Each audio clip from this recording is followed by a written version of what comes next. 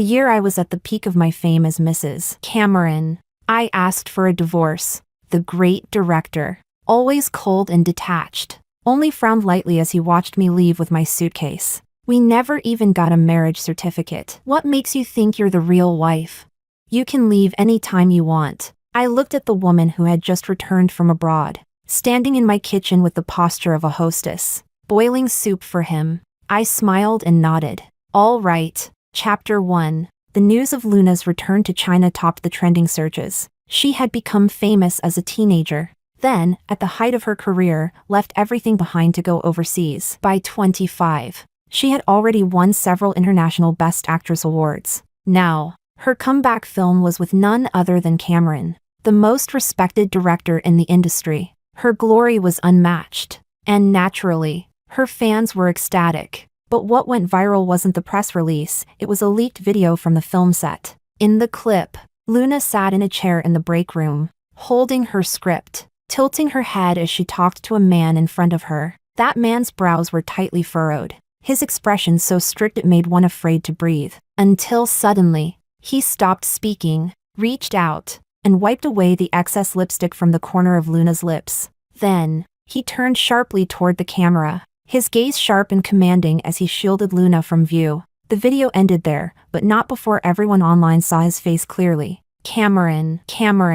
The live comments went wild. Is this really the cold-hearted, emotionless director Cameron? Luna's beauty strikes again. Who knew even he couldn't resist?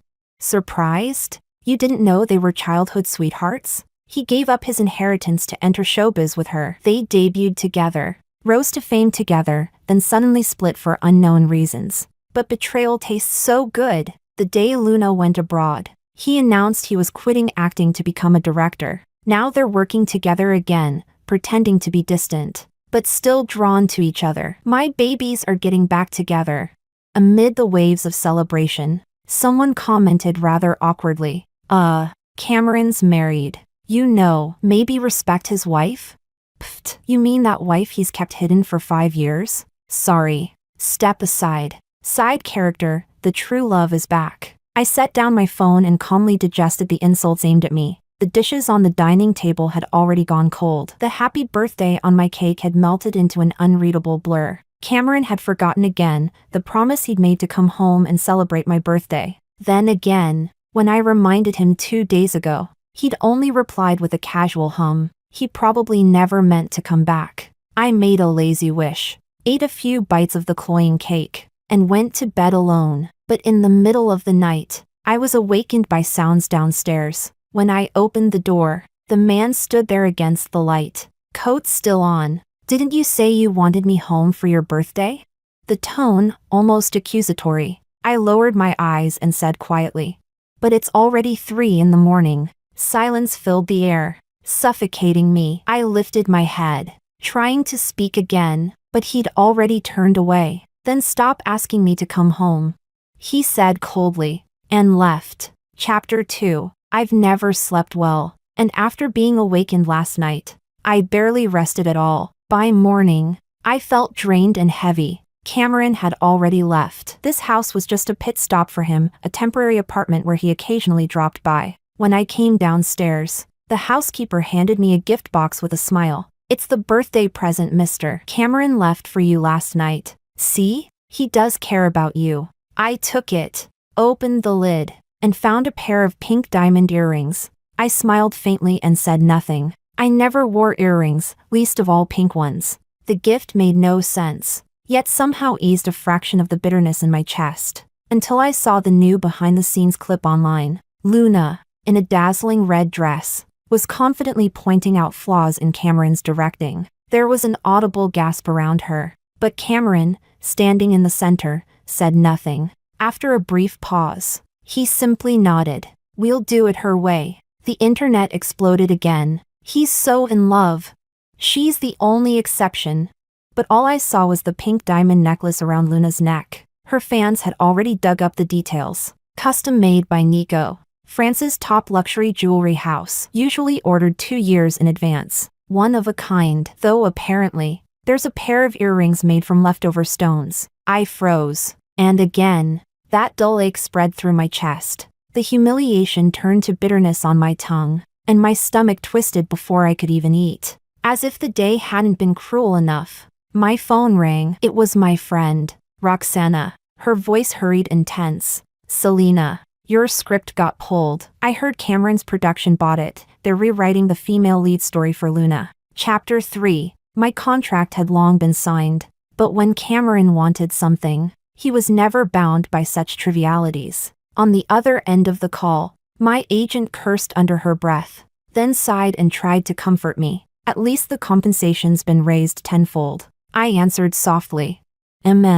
But I didn't tell her the truth. I had worked on that script for 3 months. Every single word was something I had labored over, burning the midnight oil. Now, staring at the cold, empty living room, I suddenly felt that everything was meaningless. Luna and I were cousins, yet we had always lived in 2 completely different worlds. When I was 5, my parents died in a car accident. After that, my uncle's family took me in, and I lived under the same roof as Luna. Being dependent on others was never pleasant. Her parents didn't like me, though they tolerated my presence out of guilt for how much my late parents had helped them. Luna didn't like me either. The thing she said to me the most was, "If you're going to live in my house, keep quiet. No one wants to hear you talk." A cramped room and a heavy loneliness, that was my entire childhood. The only warmth I remembered came from a visit to Cameron's house. When the boy gently helped me up after I fell, that was the first time I met him. He had cool, distant eyes, but he knelt down and said softly, "You hurt your leg. I'll have the servant bring medicine." But the second time we met, that fragile warmth shattered. My grandfather took my hand and said to him, "Cameron, you and she have been betrothed since childhood. Taking care of her is the least you can do to repay her parents' kindness." Cameron slammed the door in defiance. He'd rather turn against his family than give up following Luna into showbiz to chase her dream. Everyone knew he was cold and distant. The only person who could make him smile, tease him, or hold his arm was Luna. I buried my quiet feelings and told my grandfather I would withdraw from the engagement. But he wasn't worried at all. "Don't worry," he said. "He'll come back. Later." I learned the truth. When Cameron and Luna reached the height of their fame, his family cut off all his resources. To save her career, Luna went abroad with a powerful industry executive who admired her. Cameron only found out after she had left. They fought bitterly, and in the end, they went their separate ways. He agreed to the engagement with me after that. But he never once showed me warmth again. Just like now, this was the 3rd time he'd finally answered my call. My throat tightened, my eyes burning. "Cameron, that script, it was mine." There was a knock on his end of the line, followed by a bright, familiar voice. "Luna, Cameron, didn't you say you'd take me out to eat?" After a long while, he came back to the phone, his tone cold and impatient. "Did you need something?" I blinked, then pressed the hang-up button. No. The sky outside was gray, no different from the countless other days of my life. And yet, something inside me was quietly, clearly taking shape. I wanted a divorce. Chapter 4. I pulled out my suitcase and spent the entire afternoon packing my things. The walk-in closet was now half empty, only a few of Cameron's suits remained, making the space feel hollow and cold. When I carried my suitcase downstairs, I realized someone was busy in the kitchen. A woman stood there with an apron tied around her waist, her dark curls falling over her shoulders. Steam rose from the pot in front of her. Hearing my footsteps, she didn't even turn around. "It's almost ready. You don't need to come over." You should really scold Selena a little. There's nothing left in the house. Luckily, at least I found something to make hangover soup with. I listened to Luna's soft, casual tone and said quietly, "He doesn't drink what I make." Cameron was always busy, so busy that even our engagement banquet had been something he attended briefly, just to save face. He rarely came home, usually only stopping by after work or a social event. I once tried learning how to make hangover soup. I even offered it to him once. When he'd come home drunk, he took one sip, frowned, and poured the entire bowl into the trash. Luna's recipe. Who did you learn it from?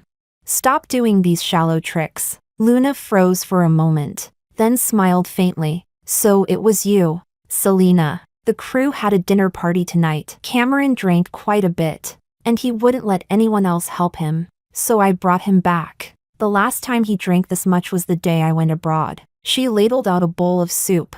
I heard he hasn't attended a single cast dinner all these years. This must have been because I was there. Cameron. Luna called softly behind me. I turned to look and saw Cameron leaning against the wall. His eyes were heavy with fatigue, but they stayed fixed on Luna, as though he'd been watching her for a long time. She handed him the bowl of soup. He stared at it silently, then took it and drank it all in one go. No anger, no harsh words, no rejection. He didn't throw it away. I stood in the corner, feeling as though I'd been pushed miles away from them, so far that Cameron didn't even notice I was there. Only when I placed the house keys and the wedding ring gently on the table did he finally look over. Cameron, I said quietly, I want a divorce. He frowned. What did you say?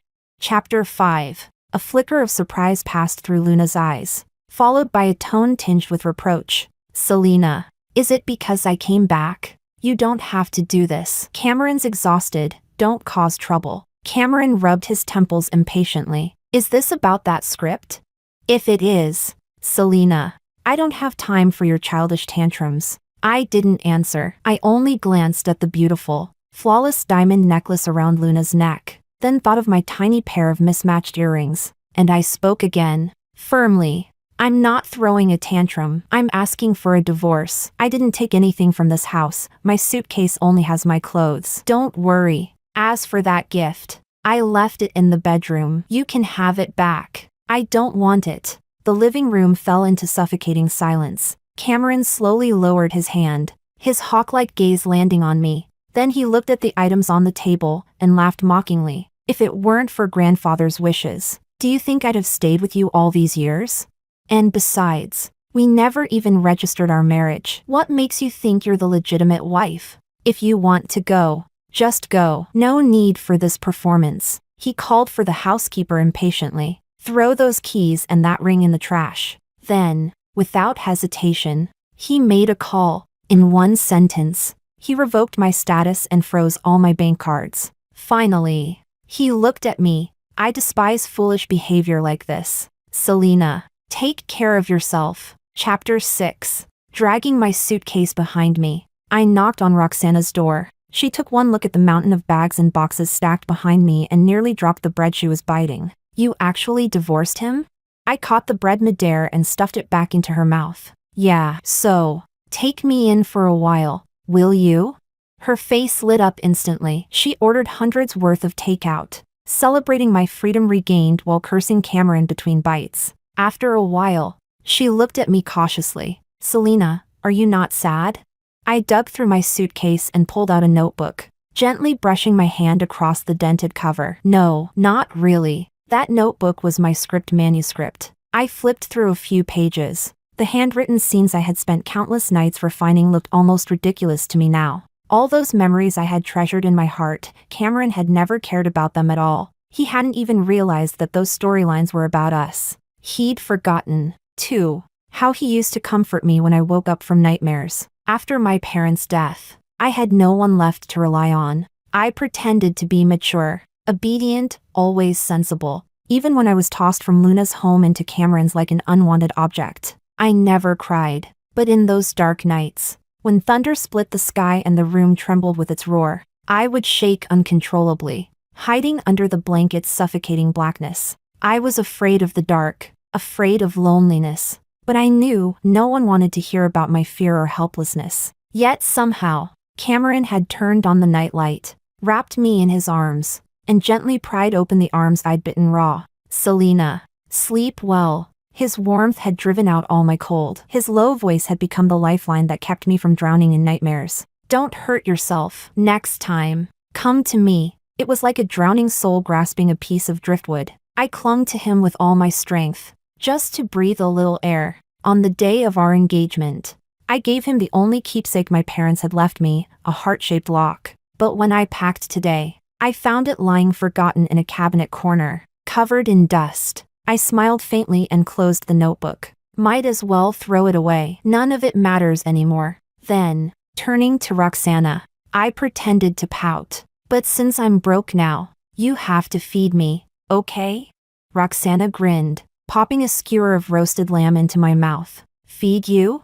I can barely feed myself. She leaned closer with a mischievous look. So, there's a new gig. You taking it or not?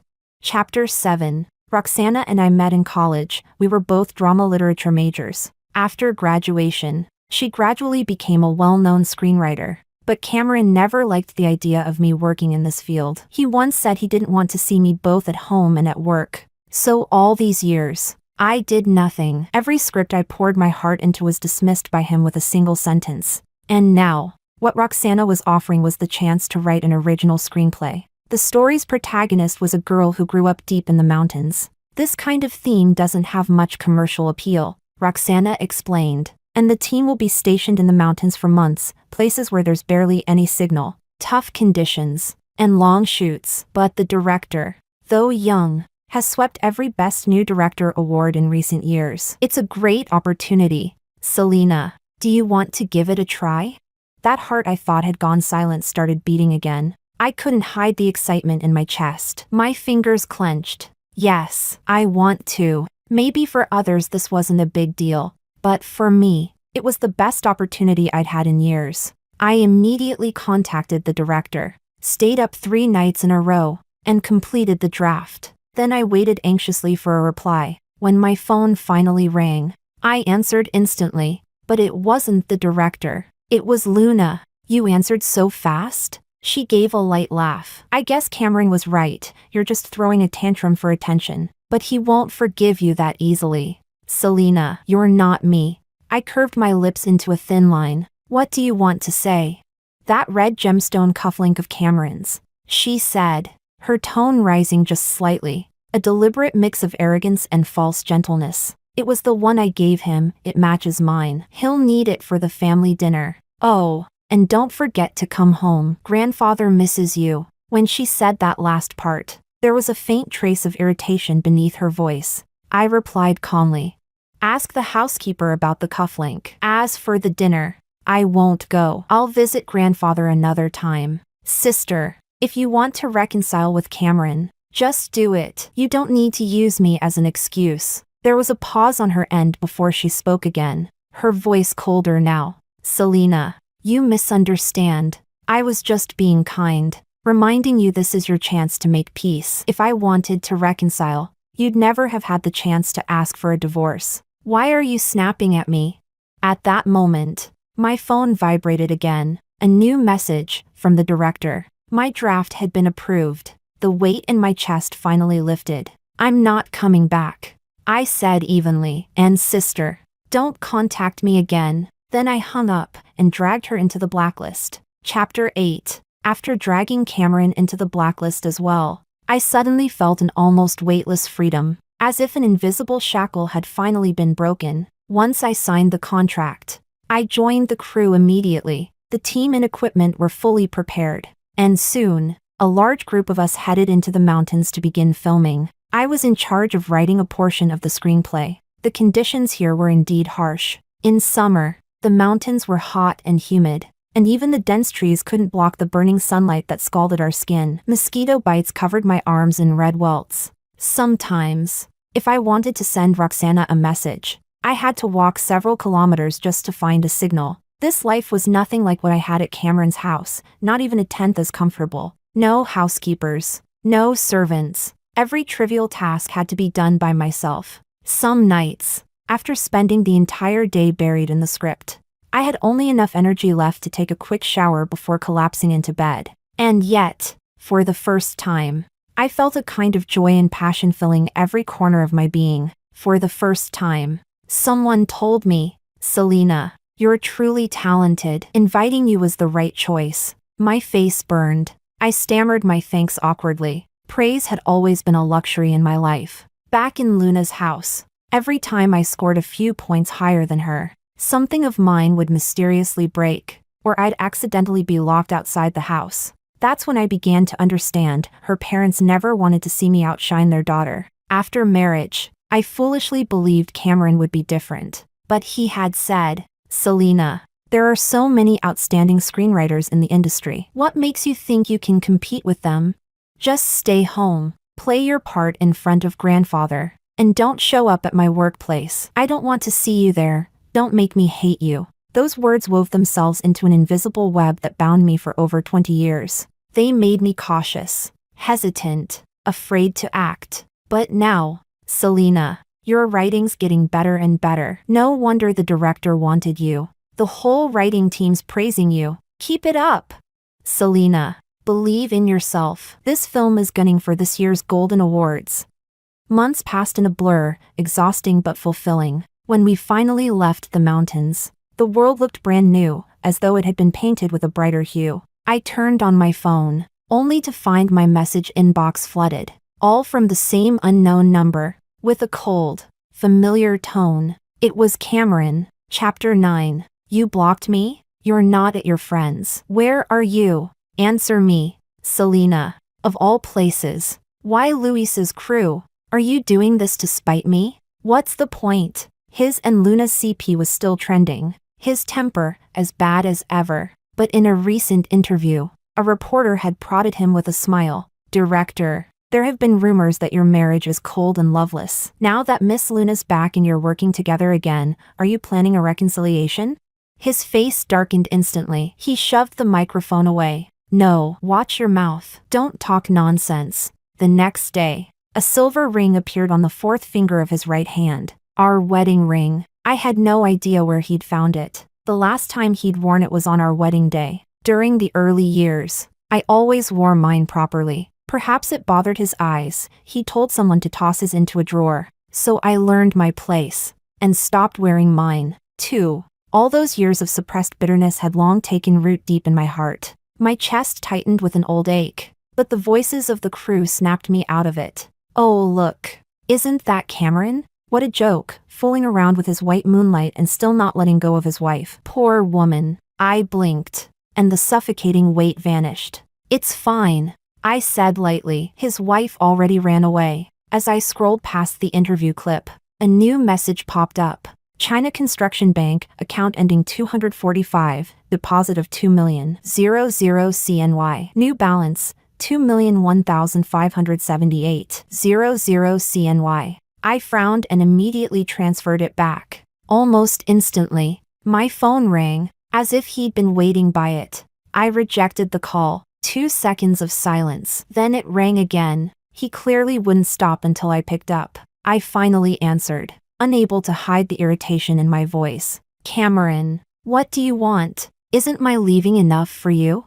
To my surprise, there was no impatience this time, just uneven breathing, then his voice, quiet and low. Selena, where are you right now? You disappeared without a word. Do you have any idea how worried grandfather is? Come home now, apologize to him, and I'll let go of what happened before. And keep the money, it's better than that pathetic salary you're making. A surge of anger burned through me. For the first time, my voice was cold, sharp. Cameron, and who exactly are you to tell me to go home? What relationship do we have now?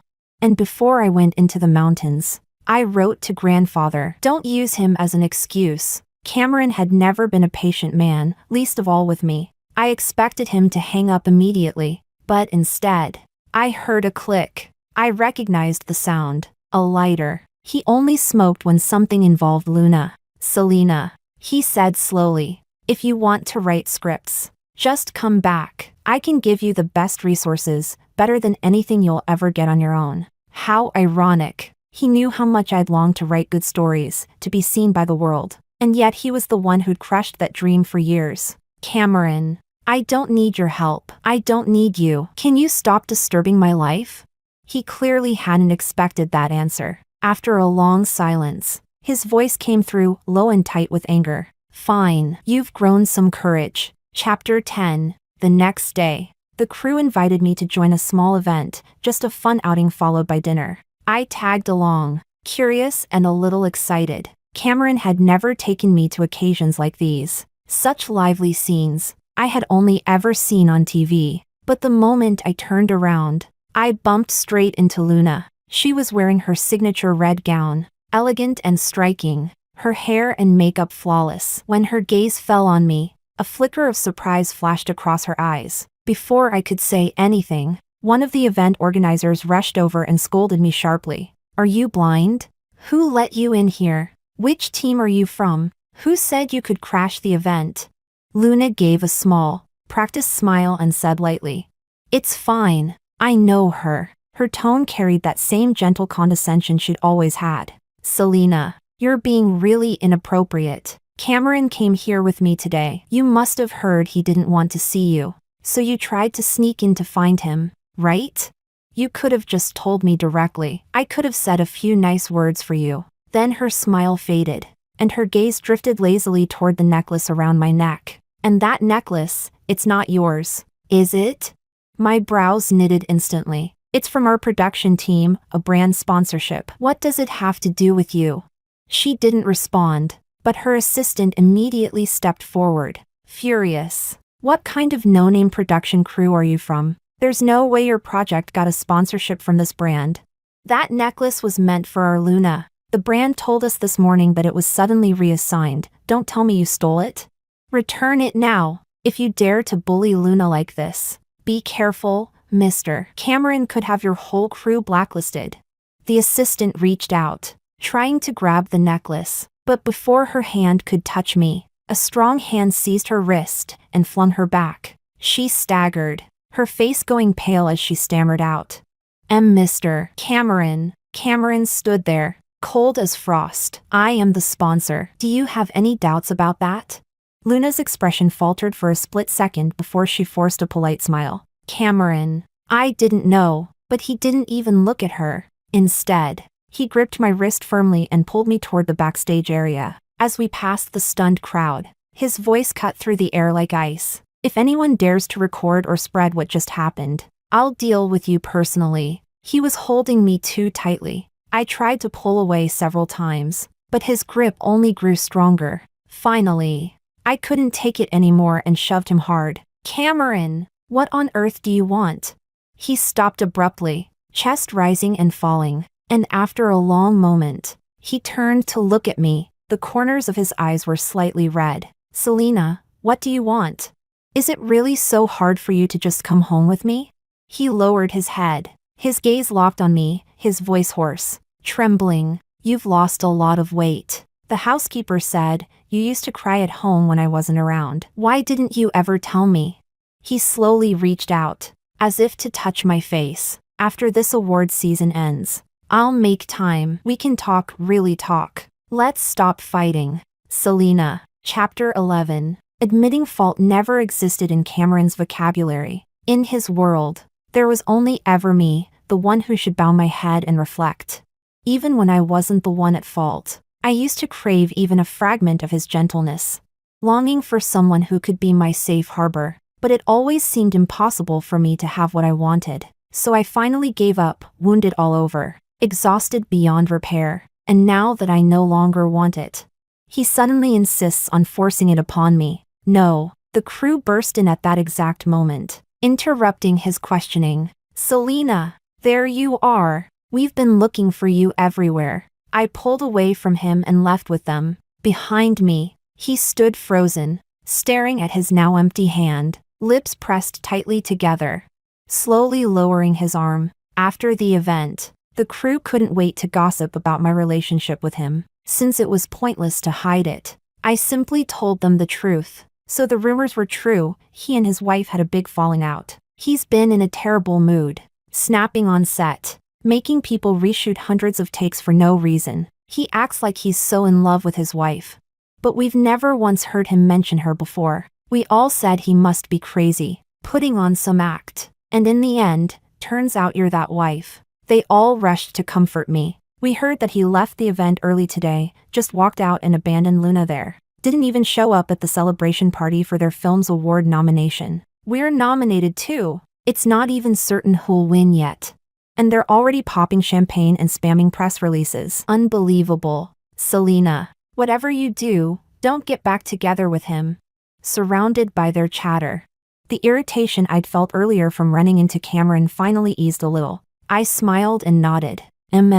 Absolutely not. Chapter 12. When life gets busy, time flies by. During this period, Cameron occasionally sent me messages. I ignored them all. He seemed determined to compete with me, pushing his film's release forward so that it would directly clash with ours. Aside from surprise, most of the online chatter mocked us, predicting we'd be completely crushed by his movie. Pressure and anxiety loomed over us day and night, but no one expected the tables to turn after release. Our film's reviews surged, and soon we were nominated for the Golden Horse Awards. On the night of the ceremony, the entire team was tense with anticipation, and inevitably, I ran into Cameron again. He looked at me, his tone calm and detached. "Selena, you're here too." "Of course, it's the award night, why wouldn't I be?" He gave a faint, mocking smile, as if he'd just heard something ridiculous. "You actually think it might be you?" I met his eyes steadily. "Cameron, how about you fix that habit of looking down on me before you try apologizing?" His gaze darkened. "Fine, then let's make a bet. If your film wins, I'll let you go, but if it doesn't, you'll come home with me." Quietly, then, with that same cold assurance, he added, "Though I'm afraid only the second outcome is possible." The ceremony began. On the grand, glittering stage, the host unfolded a small card. Our crew sat huddled together in a corner, each face tight with nerves and hope. My palms were slick with sweat.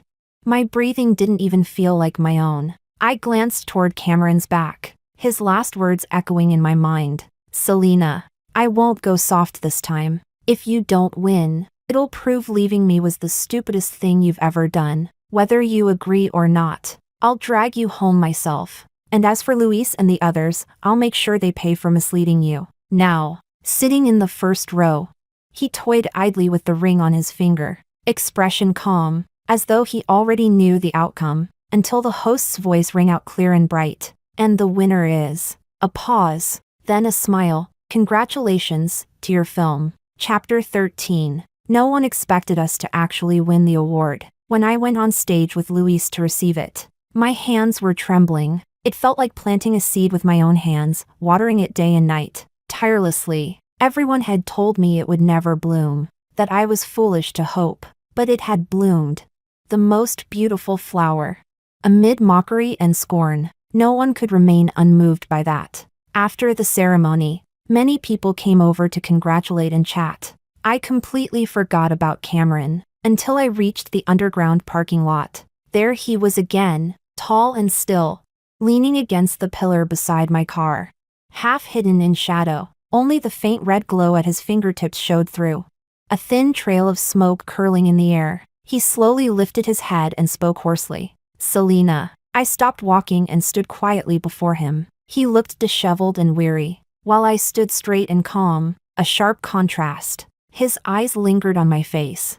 His lips parted, but no words came for a long while. Finally, he forced a strained smile. "Congratulations, you're doing amazing now." "Selena." He drew a deep breath and crushed the cigarette between his fingers, completely unfazed by the burn. "I'll read your story properly when I get home." "Aw, so he hadn't even read my work before." I replied evenly. "Suit yourself. I take back the bet," he said quickly, as if my indifference had pierced him. "Selena, you don't have to come home. I can come visit you instead. Whatever you want to write next, I can help you. If you just give me another chance, I could." He stepped closer and closer, eyes filled with desperate pleading and pain, but I felt nothing. I pushed his hand away, hard, and took a step back. "Cameron, from now on, I'll get better and better on my own. In my future plans, there's no place for you." Chapter 14. After I got back, I received countless invitations. The first wave came from directors and screenwriters, the second from Cameron's grandfather. I didn't refuse. I made time to visit the old family estate. The living room, decorated in an antique style, was solemn and elegant. The old man sat at the head seat, smiling kindly. He went straight to the point. "Selena, you're not going to give Cameron another chance?" I looked at him and replied seriously, firmly, "Grandfather, there was never a chance between us. Maybe you shouldn't have forced him to marry me in the first place. He and I, we were never meant to be." He paused for a long time before letting out a deep sigh. "Selena, it's I who owe you an apology. Back then, when I insisted Cameron marry you, it was partly because of your parents. I wanted him to take good care of you, and partly for my own reasons. He looked down, his tone weary. I knew he already had someone in his heart. But the daughter-in-law of this family shouldn't be someone who makes him neglect the family business, or run off to show her face in the entertainment industry. You've always been obedient and sensible. I watched you grow up. You were the most suitable person to marry into this family, so I made the decision myself. But now I see. I was wrong. He waved a hand, and the butler stepped forward, placing several share certificates in front of me. This is Cameron's wish. These companies will be transferred to your name. Compensation for the years you spent with him. I lowered my gaze and thanked him softly. As I turned to leave, he called out again, "Selena, you still recognize me as your grandfather, don't you? For my sake, could you give Cameron one last chance? Just talk to him properly." My answer didn't change. No. A loud crash rang out, the sound of glass shattering. I turned toward the doorway. Cameron stood there, his face white as paper. It seemed he could no longer bear it. He stepped across the shards, and tears spilled from his bloodshot eyes. "Selena, but I've already read your notebook. How am I supposed to give you up now?" Chapter 15. Selena, I didn't know you'd loved me for so many years. I always thought our marriage was just for show, so I never realized that what I did would hurt you, would make you sad. Let's start over. I'll do everything I can to make it up to you. Whatever you want, I'll give it to you. He looked utterly disheveled. Tear streaks marked his pale face. His hair was a mess. Even his shirt buttons were misaligned. Ever since I'd known him, he'd always been calm, poised, and immaculate. Never once had I seen him lose control like this. But all I felt now was disgust and irony. He said he didn't know he'd hurt me. But how could he not know? When someone gives you the leftover scraps from another person's gift, as a perfunctory birthday present, even the dullest person would realize that's rejection. That's disdain. It's deliberate cruelty. And even worse, there had always been someone else who received his full warmth, unrestrained and sincere. I asked coldly, "What about Luna?" Cameron froze, as if I'd pierced through his last layer of denial. "I don't love her anymore. I did like her once, but when she chose to go abroad, I knew we could never have an ending. Later, when I was with you, my feelings for her had already faded. My only mistake was not realizing sooner that I'd gradually fallen for you." I lowered my head, listening to his absurd confession. After a long silence, I met his careful, pleading gaze and smiled faintly. "Cameron, then let me tell you something too. I made a mistake as well. I should have realized sooner that after leaving you, the world outside had everything I was looking for. I really regret not leaving you earlier." Chapter 16. The light in his eyes shattered, breaking into tears that fell one by one. He only murmured softly, all right. After that day, we never met again. Later, on an ordinary afternoon, I heard that he had stepped down from directing altogether. Then came the news. Luna had been caught evading taxes. The internet exploded. People dug deeper and discovered that the person behind her downfall was Cameron himself. It was said things between them ended terribly. Luna stormed into Cameron's house in tears, screaming, "You did all this for her. Do you think she'll forgive you because of it? You're the one who can't make up your mind. First you hurt her, now you hurt me. In the end, you're the most disgusting one of all. You think you're some noble man? You claimed to love me so deeply. But the moment I left, you fell in love with another woman. What kind of devotion is that?" The farce ended with Luna being blacklisted from the industry. The once celebrated star vanished overnight. But she couldn't accept such an ending, so she added her own tragic epilogue. She stabbed Cameron, right in a vital artery. It took 3 days and nights of emergency surgery to drag him back from the brink of death. His body was never the same again. For the rest of his life, he would depend on medication. When he regained consciousness, the first thing he did was struggle to call me. "Selena, could you come see me? Just once, just for a moment. I'm so scared that I'll die without seeing you again." Without getting the chance to say I'm sorry, he was crying. his voice weak and trembling, each word broken by long pauses for breath. I said nothing. I hung up the phone, then added his number to my blacklist once more. I lifted my head. The sunlight outside was dazzling. From the computer came an impatient voice. Hey, where's the new script? I'm ready to start shooting. I typed quickly, smiling faintly. Almost done. Almost done.